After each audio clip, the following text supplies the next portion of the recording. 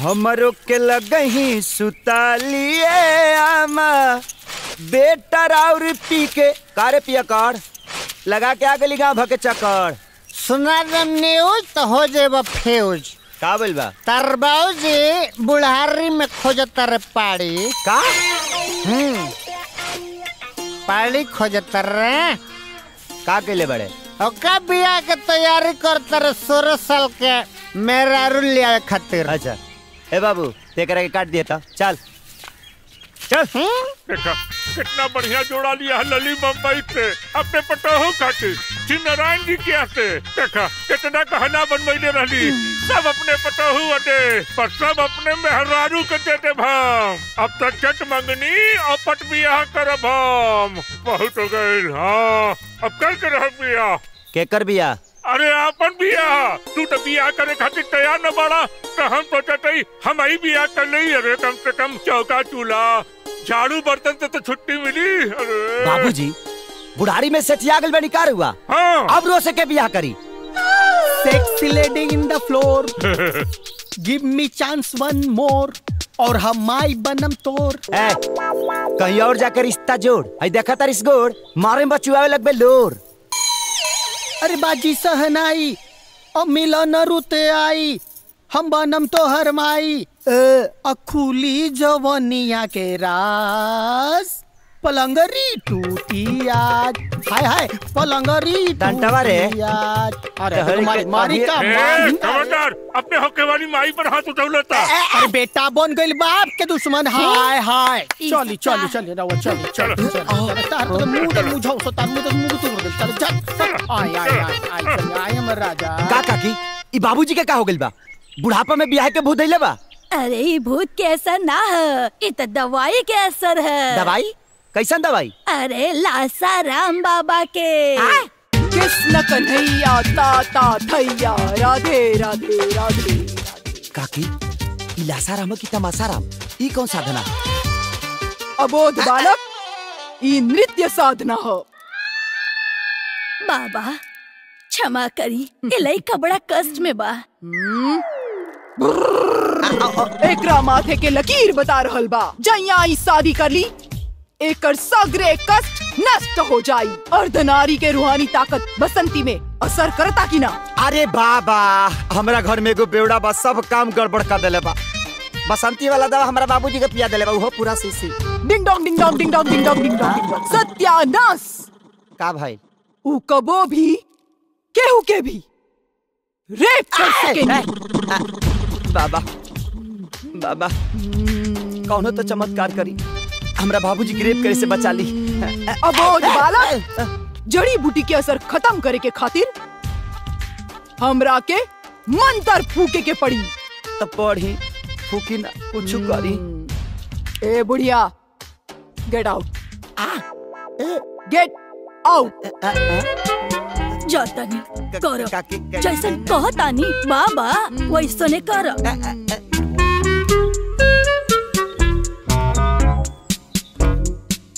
बालक हाँ बोली कपड़ा उतारा बालक। कपड़ा वहाँ से उतारा यहाँ बैठ जाओ। ये कौन साधना कराइए भाई।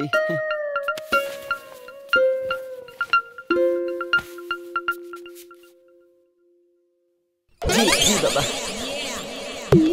आबरा के डाबरा माया के जाल आबरा के डाबरा माया के जाल बाबू हमार खोजे तारे कोरा माल।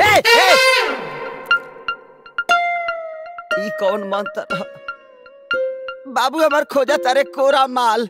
बाबू के छूट जाए भोग सुखंतम बाबू के छूट जाए भोग सुखंतम। तरर पम पम तरर पम पम तरर पम पम तरर पम पम।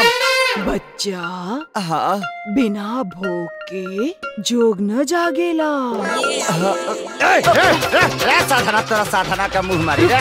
रुक साधना साधना खत्म ना भइल साधना।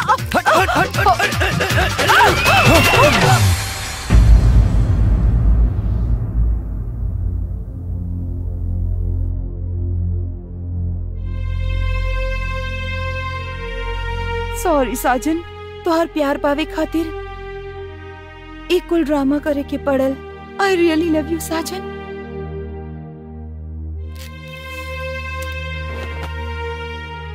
आई रियली लव यू साजन। हमरा के गलत मत समझी। अभी सच्चाई पता चल जाई। चल कपड़ा उतार, उतार कपड़ा। ते हमसे प्यार नु करेली अपन जान से ज्यादा। तो उतार कपड़ा, उतार। ये कौन तरीका प्यार जतावे के? हमरा यही तरीका आवेला। उतार कपड़ा। खत्म हो गई तोर प्यार। हाँ? आज के बाद से हमारा सामने कब्बो झूठा प्यार के बिन मत बचाइए, ना तो तोरा इज्जत के ऐसा बाजा बजाई कि दुनिया में मुंह दिखावे लायक ना रहे। रुक जा साजन, अगर तोहर नजर में प्यार के मतलब हवस है तो आवा मिटा ला अपन हवस के भूख, लांग दा अपन मर्यादा की रेखा, उतार के फेंक दा हमार संस्कार के गहना। तहरला हमार जिस्म का हमार जान भी हाजिर बा। तोहर प्यार में हमरा के केहू उल्टा कही, हमो के गाली ना सम्मान समझो। आवा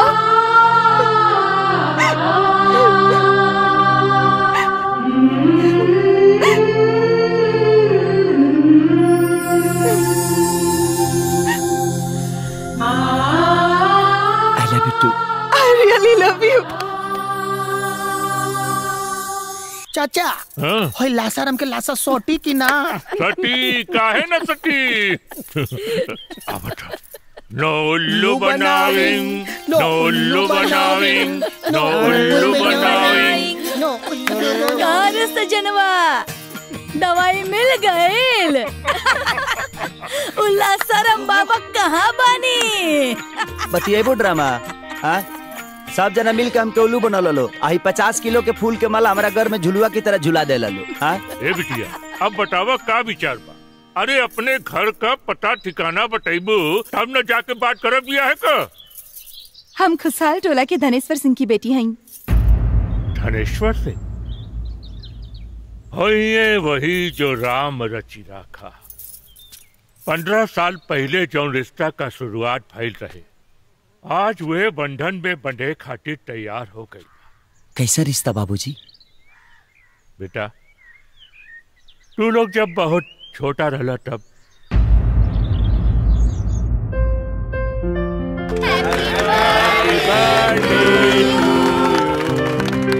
सर, मिल के एग्रीमेंट पेपर तैयार बा। दोनों जने दस्तखत कर दी, भविष्य के टेंशन खत्म हो जाए। आई वकील साहब आई। देखी, भविष्य का टेंशन ओकरा के होला जेकरा दिल में पाप होला। हमनी के दिल तो एकदम साफ बा। बिल्कुल। वैसे वकील बाबू का यही बखत रहल पेपर पे दस्तखत लेवई के। जाए आनंद करी, जाए आनंद करी, रहुआ ऐश करी। मालिक, मिल से रहुआ ला बहुत जरूरी फोन आइल बा। हेलो, हाँ वर्मा जी बोला।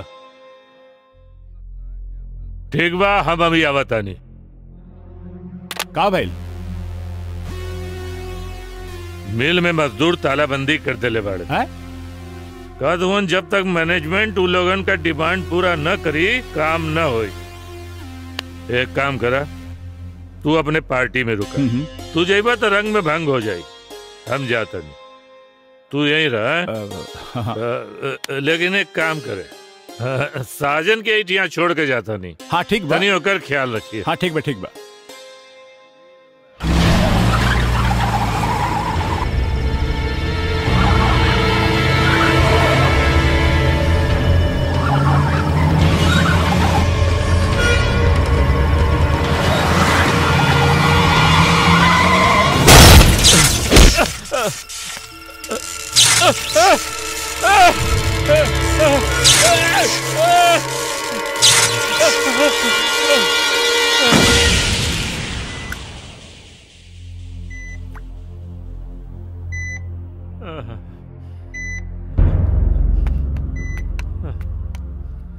डॉक्टर साहब, कहा होगा डॉक्टर साहब, हम ठीक हो जाए ना? देखिए, एक तो एक्सीडेंट, दूसरा बिजली का झटका। इन दोनों की वजह से आप मानसिक और शारीरिक तौर पे इतने कमजोर हो गए हैं कि आपको अपनी देखभाल के लिए किसी को 24 घंटे अपने साथ रखना पड़ेगा। डॉक्टर साहब, हम है ना, हम करे बाबूजी के सेवा, बाबूजी के तनिको तकलीफ ना होए दे। शाबाश बेटा, लेकिन तुम अभी बहुत छोटे हो। डॉक्टर साहब, घबराई दिन हमार तो डनेटर हमार ख्याल रखी, वो हमरा के घरे ले जाई। देखा, अरे हम का नाम नहीं और वो आ गए डनेटर। अब देखा ही हमरा के हालात समझे पड़ल। नहीं नहीं, आप बिल्कुल परेशान मत होइए, समय के साथ सब कुछ ठीक हो जाएगा। आप थोड़ा धैर्य रखिए, आप परेशान बिल्कुल ना हो। अब डनेटर, तू हमरा के घरे ले चल बना। मरीज की यारी बीमारी से होला, और मरीज घर में ना अस्पताल में ही रहेला। और जौना दोस्ती तू दुहाई दे रहल बड़ा, वही दोस्ती खातिर आज हम यहाँ आयल बानी। ई ले कुछ रुपया और ले जाए किनकरा के पागल खाना में भर्ती कर दे। हाँ, और आज के बाद हमारा से कोनो उम्मीद मत करिया, समझा? चला। रुक जा डनेटर। बाबूजी, डनेटर, बाबूजी, बाबूजी, बाबूजी, बाबूजी कहो तो, बाबूजी ना, ना बाबूजी, बाबूजी शांत हो जाए, बाबूजी, बाबूजी ना, ना बाबूजी, डॉक्टर साहब जल्दी आइए, बाबूजी, बाबूजी शांत हो जाए, बाबूजी, बाबूजी। सब कुछ रहते हुए भी बेटी, तोहार बाप हमनी के भिखारी बना देलस, दर दर का ठोकर खाए पर मजबूर कर देलस। लेकिन हम फिर भी बहुत खुश बानी, कहे थे कि दुनिया का सबसे बड़ दौलत हमार बेटा हमरे पास बा।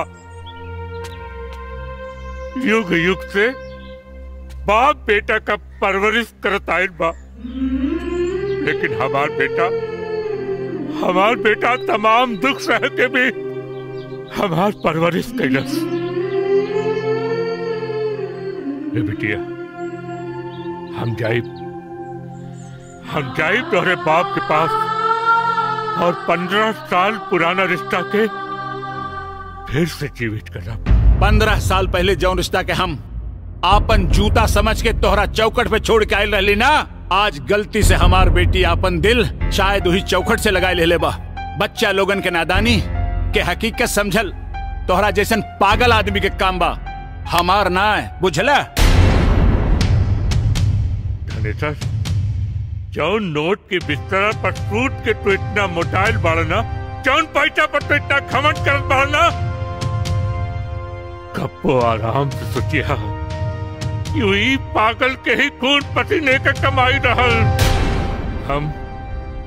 हम यहाँ तोरा से आपन हक मांगे ना, कहे कि तू के करा के का देबा।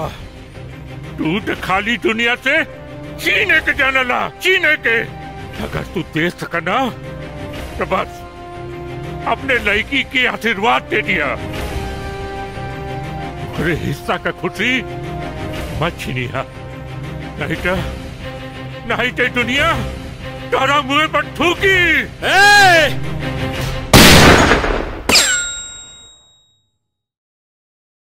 ई गोली तोरा सीना के पार हो सकत रहे, बाकी तोरा औकात नहीं खे कि गोली की कीमत भी वसूल हो सके। जिंदगी भर तू खाली नफा नुकसान सोच ले पड़े, जितना हिसाब किताब लगाए के बाद ना लगा ले। जीरो से शुरू भइल बाटे और जीरो पर आकर खत्म हो जाई, और रह जाई खाली याद। यही से कह रहल बानी कि कौनो ऐसा काम कर जो कि जैसे आगे आए वाला पीढ़ी तरह की याद रखे। जगत इतिहास में हमेशा राजा महाराजा का नाम दर्ज होला, तारीख तोहरे जैसन पागल आदमी के कभो ना दोहरावेला। चल जो यहाँ से, न तो हमारे हाथ मरई बे अखबार के कोनो पन्ना में तोहरो नाम दर्ज हो जाई। जो यहाँ से।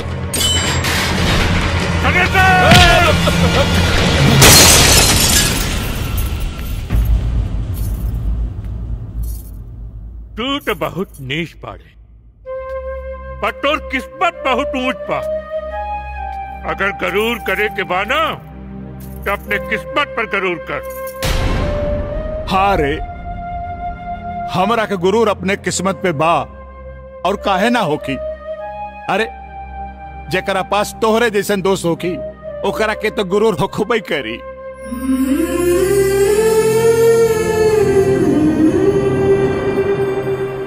ना ना आपके बेर तू ना हम।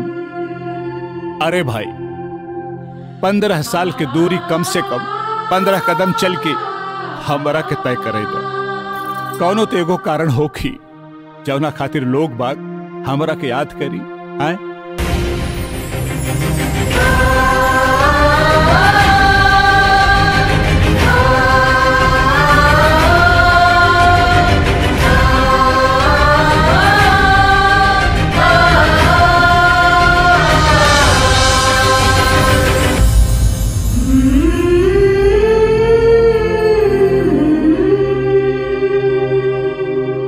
कितना खुशी के मौका है।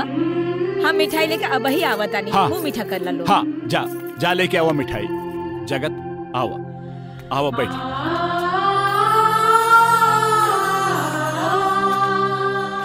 बैठ बैठ बैठा बेटा।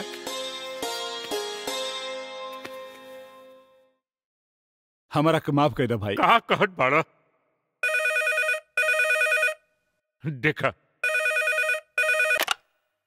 हाँ हेलो का हाल चाल है धनेसर बाबू?